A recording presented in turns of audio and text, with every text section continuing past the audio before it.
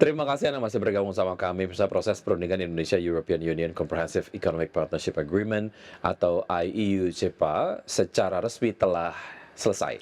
Ya, kesepakatan tersebut ditandai dengan penandatanganan dan pertukaran surat atau exchange of letters antara pemerintah Indonesia dan Komisi Eropa sebagai bentuk kesepakatan politik tingkat tinggi untuk mendorong percepatan finalisasi perundingan IEU-CEPA.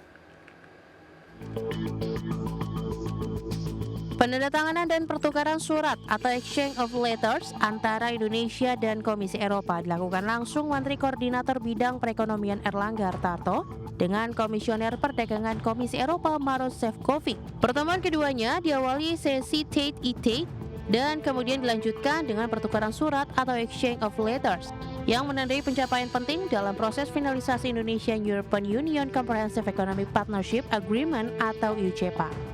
Kesepakatan exchange of letters ini bentuk mendorong percepatan finalisasi perjanjian perdagangan Indonesia dan Uni Eropa secara konstruktif, konklusi, konkret, dan substansial yang saling menguntungkan. Di sisi lain, dengan populasi lebih dari 285 juta jiwa, Indonesia menawarkan pasar yang besar dan dinamis bagi mitra dagang Uni Eropa. Di mana Uni Eropa yang terdiri lebih dari 400 juta penduduk juga merupakan salah satu kekuatan ekonomi utama dunia. Uni Eropa, Komisi dan Dewan Presiden Commission, EU Commission dan Presiden European Council. Luar biasa, terobosan besar. Setelah 10 tahun negosiasi, hari ini kita tembus, breakthrough. Semua titik-titik persoalan sudah kita selesaikan. Jadi kita sudah punya sekarang perjanjian Comprehensive Economic Partnership Agreement antara Indonesia dan Uni Eropa, yang ini sebetulnya nanti adalah menjadi free trade agreement. Ya. Hampir semua tarif kita sudah selesai, ya, hampir semuanya 0% di antara kita. Dengan hadirnya perdagangan IEU-CEPA, sekitar 80% pos tarif akan menjadi 0%, sehingga membuka peluang perdagangan dan investasi yang lebih luas bagi Indonesia dan Uni Eropa. Penyelesaian perundingan IEU-CEPA ini secara resmi diumumkan dalam pertemuan bilateral antara Presiden Prabowo Subianto dan Presiden Komisi Eropa Ursula von der Leyen. Pemimpin kedua negara menegaskan komitmen untuk memperkuat kemitraan strategis. Berbagai sumber, IDX Channel. Sementara itu, Presiden Amerika Serikat Donald Trump mengancam akan mengenakan tarif sekunder sebesar 100% kepada negara atau entitas yang menjadi mitra dagang Rusia. Trump menyatakan pengenaan tarif akan berlaku mulai September mendatang jika Rusia tidak menghentikan invasi ke Ukraina dalam 50 hari ke depan. Presiden Amerika Serikat Donald Trump kembali melontarkan ancaman tarif dagang. Kali ini ia menargetkan negara-negara mitra dagang Rusia. Trump menyatakan akan mengenakan tarif sekunder sebesar 100% jika Presiden Rusia Vladimir Putin tidak menghentikan invasi ke Ukraina dalam 50 hari.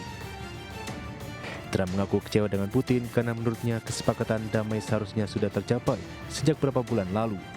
Dan jika gencatan senjata tidak terjadi pada September 2025, tarif sekunder akan segera diberlakukan. But we're very, very unhappy with them, and we're going to be doing very severe tariffs if we don't have a deal in 50 days. Tariffs at about 100%. You'd call them secondary tariffs. You know what that means. I use trade for a lot of things, but it's great for settling wars. It's a horrible war, and it should be stopped. And so if it's not done, if we don't have an agreement in 50 days, that's what we're doing, secondary tariffs. And they're biting.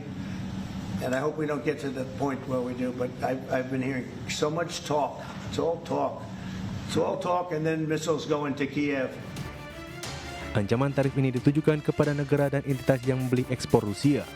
Meski belum ada rincian produk yang akan terdampak, namun langkah ini berpotensi menekan negara-negara yang masih bergantung pada energi Rusia, termasuk China, India, Brazil, dan Turki. Sebelumnya pada Maret 2025, Trump sempat menyatakan akan menerapkan tarif sekunder untuk minyak dan produk minyak Rusia jika konflik di Ukraina tak kunjung selesai. Berbagai sumber untuk IDX Channel. Ya, berikutnya pemirsa, Amerika Serikat secara resmi menunda pemberlakuan tarif resiprokal 32% untuk Indonesia. Ya, kepastian penundaan tarif impor ini usai upaya negosiasi lanjutan yang dilakukan tim negosiasi yang dipimpin oleh Menteri Koordinator Bidang Perekonomian Erlangga Hartarto. Menko Erlangga mengungkapkan negosiasi lanjutan tarif impor yang diberlakukan Presiden Amerika Serikat Donald Trump menghasilkan kesepakatan bahwa tarif impor 32% yang diberlakukan Amerika Serikat untuk Indonesia resmi ditunda. Dalam pertemuannya dengan Menteri Perdagangan Amerika Serikat Howard Lutnick dan perwakilan perdagangan Amerika Serikat Jameson Greer, Erlangga menegaskan bahwa saat ini Indonesia mendapatkan penundaan kebijakan untuk menyelesaikan perundingan yang sudah berjalan. Selain itu, Indonesia juga dipastikan tidak dikenakan tambahan tarif 10% karena gabung dengan BRICS.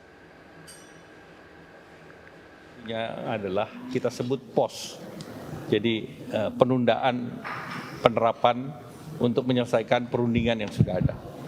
Jadi kemarin dalam pertemuan di Amerika dengan Sekretari Lutnick maupun Ambasador Greer dari USTR itu menyepakati bahwa apa yang diusulkan oleh Indonesia berproses lanjutan. Jadi 3 minggu ini diharapkan finalisasi daripada fine tuning daripada proposal dan fine tuning daripada apa yang sudah dipertukarkan. Namanya kalau perjanjian dagang kan harus dua pihak, jadi kita cari yang win-win. Dan pemirsa, sebelum kita akhiri Market Buzz, kita akan simak terlebih dahulu pergerakan dari IHSG sejauh ini di pukul 9:26 waktu Indonesia bagian Barat. IHSG bergerak menguat di 7.105,759, menguat 0,12% dan saham-saham yang jadi top gainers diantaranya adalah ada PTRO, Brand, PGO, Wi-Fi, SSIA, PSAT, BLOG, kemudian Ratu, Meri dan juga Inet. Top loser silakan Vina. Ya, top loser ada dari BRPT, TPIA, PANI, Antam, DSSA, PSAB, BKSL, ada MRRT, Arci, PEK, dan juga dari pergerakan sektor pemirsa. Ya. Dari infrastruktur menaik 3,44%, transportasi 0,52% dan teknologi 0,36%. Ya. Sementara dari kesehatan mengalami penurunan 0,16% dan energi turun 0,18%.